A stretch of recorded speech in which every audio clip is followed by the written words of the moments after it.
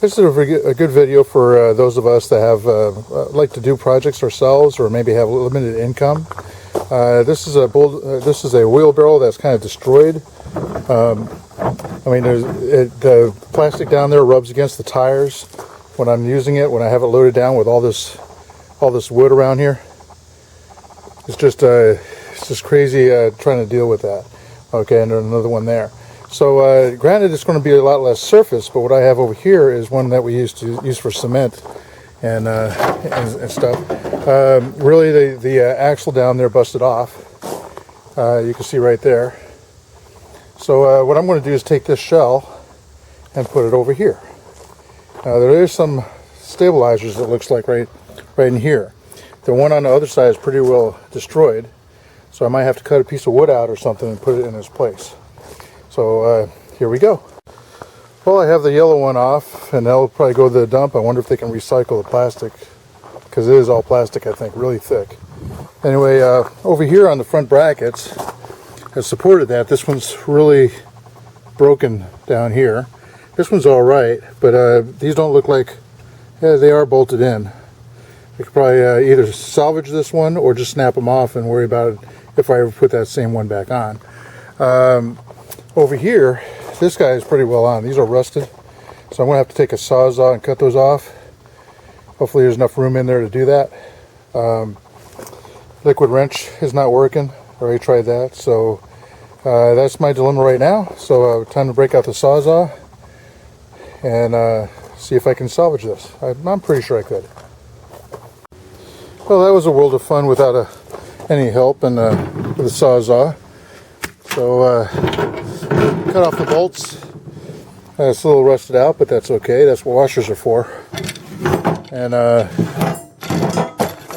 don't know if I can reuse that piece of wood that the wheel busted off, but it's a little late for that. Okay, these look like they go down here.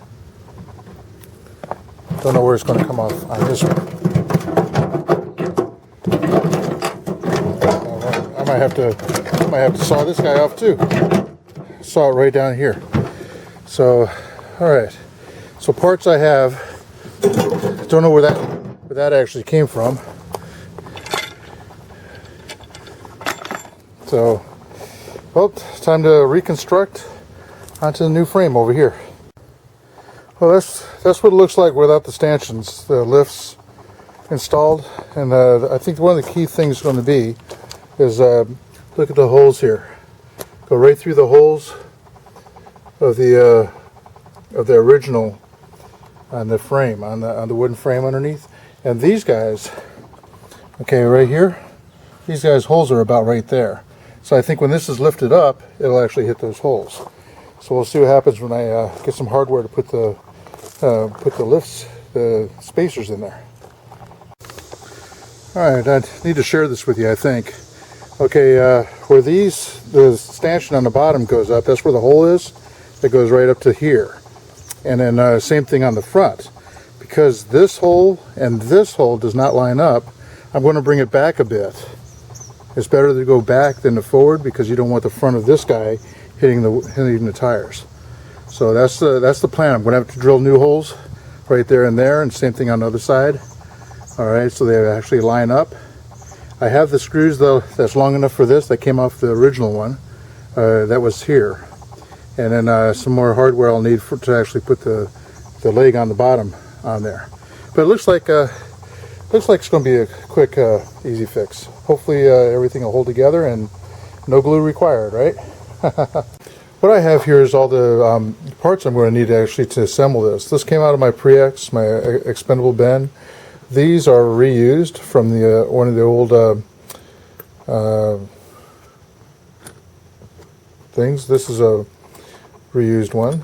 These are all new. They all fit. I figure 2.5, 3 inches where I'm going to need on this. Grand total of cost is $3.60 to make a bucket, you know. So here we go. Let's go ahead and assemble it. Now, something I want to show you. I attempted to put this on and it wouldn't line up. And so before you tighten these down, on one side of the brackets, on this side, on one of the sides of these two brackets here, there's a little play that you can actually, I'm going to try doing this without a tripod. Okay, so if I grab this and I move it in and out, and you can't see it, okay, but it allows you to move the handles together and apart in order to line up the holes that are on this. So don't tighten down the side, the bolts on the side that has the adjustable areas on this metal bar, if you have these bars on yours. Okay, what I did is I put one side in at a time in the far back, where I could adjust the two handles together, push them apart. The spacer underneath came out, no big deal there, because we could push those back in when we put the other ones in. But notice the damage on that hole. We're going to put some pretty big washers on that. I should have another washer right there. Probably should have put one there too, but this one's going to hold on just fine. So, you know, if it gets to the point to where they look like they're going to break through, you can pop them back out and just put big metal washers in there or something. All right, definitely have to make sure the concrete is broken away from where you're putting them. You don't want to put a washer on top of a piece of concrete. Wow, did I make a mistake? This is the screw that's supposed to go from inside here through this and come out on this side. And look at that, it's a little short. So I'm going to need at least another inch on top of this screw. That's going to be a pain in the rear end. I didn't expect that at all. And I'm just wondering how the heck it actually went on this one over here. Unless these boards are, they look about the same thickness. And that's what I assumed. But you know, what assumption does. Okay, so no need to post an answer to that one. Alright, so I need to go back to the store. So definitely I hope you're watching this video in its entirety before you get started.